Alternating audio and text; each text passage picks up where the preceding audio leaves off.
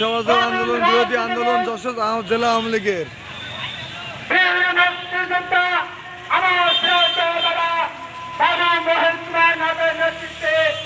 একটি বিশাল মিছিল হয়েছে। আমি আমার দাদাকে শ্রদ্ধার সাথে স্মরণ করি। জীবনঘাটী ইউনিয়নের চেয়ারম্যানের নেতৃত্বে, দাউদ ভাইয়ের নেতৃত্বে একটা বিশাল মিছিল এসেছে। প্রিয় ভাইয়ের আমার নেতৃত্বের কথা একটু পরে বলবো। 8 নম্বর ওয়ার্ড কাউন্সিলর